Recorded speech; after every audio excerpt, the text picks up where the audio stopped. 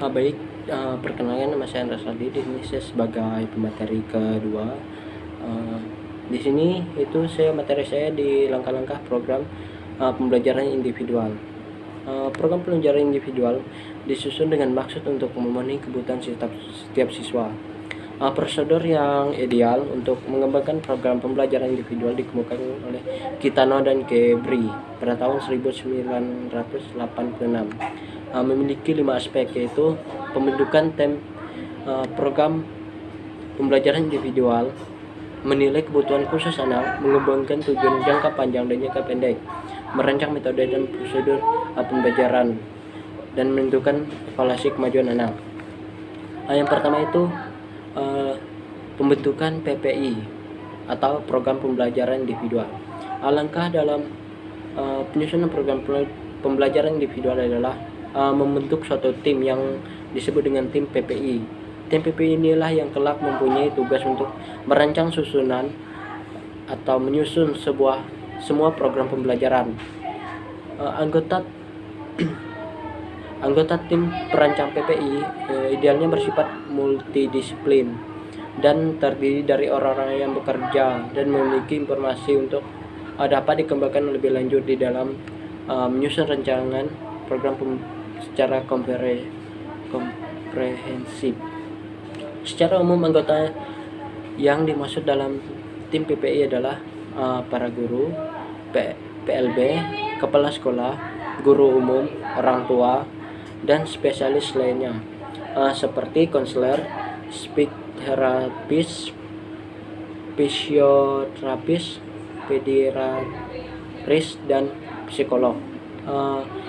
Itu dicantumkannya guru reguler karena pada awalnya PPI diperlukan di sekolah umum atau reguler yang di dalamnya terdapat anak luar biasa.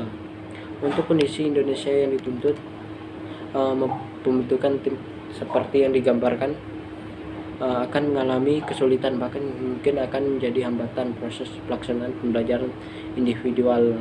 Untuk menghindari hal seperti itu, maka pembentukan tim PPI yang dimaksud anggotanya terdiri dari para guru bersama kepala sekolah dan orang tua siswa yang memiliki komitmen terhadap pendidikan.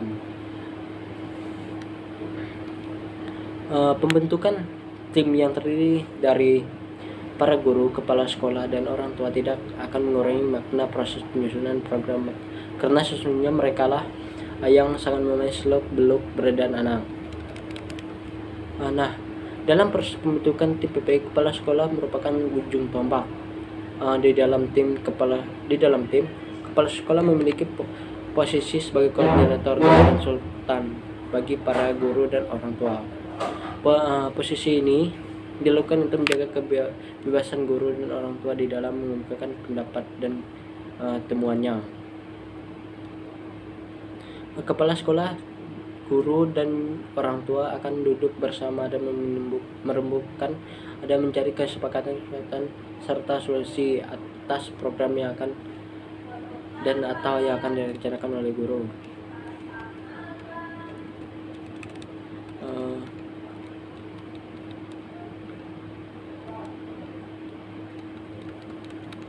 Baik, yang kedua itu menilai kebutuhan. Menilai kekuatan dan kelemahan yang akan menjadi rujukan di dalam menentukan kebutuhan anak merupakan langkah awal dari tugas guru sebagai selaku tim PPI. Informasi ini akan menjadi data penting dan pertama harus dikumpulkan dan selanjutnya dikembangkan di dalam merumuskan tujuan pembelajaran. Proses menentukan kekuatan dan kelemahan tersebut merupakan penilaian penting yang diperoleh melalui hasil kerja asesmen atau para guru dan orang tua. Perolehan mengenai data tadi dapat dilakukan guru melalui kegiatan observasi baik di dalam maupun di luar kelas. Guru dapat meminta informasi anak didiknya dari orang tua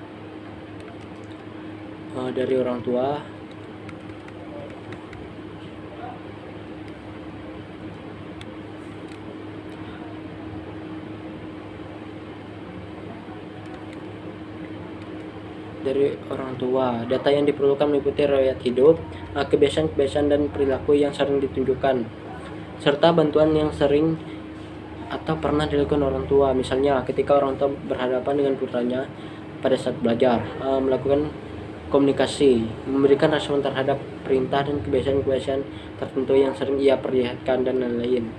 Untuk mempermudah di dalam memperoleh data ini, tim PPI hendaknya membuat instrumen atau format isian seperti data riwayat hidup, perkembangan bahasa, motorik, perilaku, dan lain-lain. Yang ketiga itu mengembangkan tujuan pembelajaran.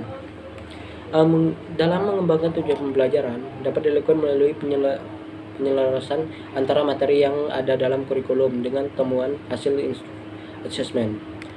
Posisi assessment mungkin akan diletakkan di bawah, di tengah, ataupun di atas dari urutan materi yang terdapat dalam kurikulum. Hal ini tergantung kepada kondisi dan kemampuan yang diperlukan oleh setiap anak. Dalam tujuan EIP atau tujuan pembelajaran itu dikenal dengan istilah tujuan jangka panjang dan tujuan jangka pendek. Guru tidak perlu khawatir dengan penggunaan istilah itu. Guru dapat menggunakan istilah yang biasa dilakukan seperti tujuan instruksional umum (TTU) untuk tujuan jangka panjang dan tujuan instruksional khusus (TTIK). Untuk tujuan jangka pendek, tujuan jangka panjang merupakan tujuan yang dapat ditempuh dalam jangka waktu relatif panjang atau lama, mungkin untuk 1 semester atau 1 tahun. Sementara tujuan jangka pendek, tujuan khusus merupakan tujuan yang akan menuntut terjadinya perubahan perilaku yang diterapkan dalam waktu yang relatif singkat.